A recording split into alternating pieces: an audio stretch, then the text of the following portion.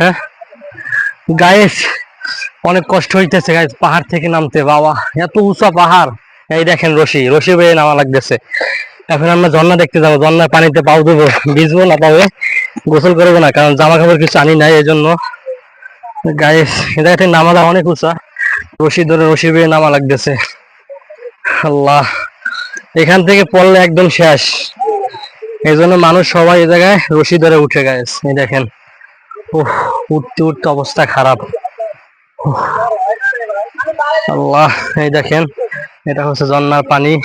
চারিদিকে ধরো তো, দেখেন ঝর্ণা। আল্লাহ তালা প্রকৃত দৃশ্য দেখার জন্য এদিকে আসো, দেখাইতেছি। দেখি তো ঝর্ণা কই, দাঁড়াও, এদিকে আসো, থাকো,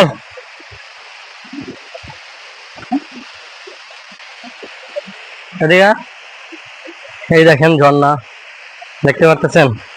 দেখি কতদূর যাওয়া যায়, একদম পিছলা জায়গা। আয়, আসো। এই দেখো গাইস, এটা হলো ঝর্ণার পানি। আপনারা হয়তো শব্দ পাইতেছেন, ঝর্ণার পানি কোত্থেকে আসতেছে দেখতেছেন। পানিটা কিন্তু প্রচুর ঠান্ডা। আল্লাহ, মনে হয় যেন ফ্রিজের পানি, এরকম অবস্থা। প্রচুর ঠান্ডা পানি, কিন্তু পানিটা অনেক পরিষ্কার।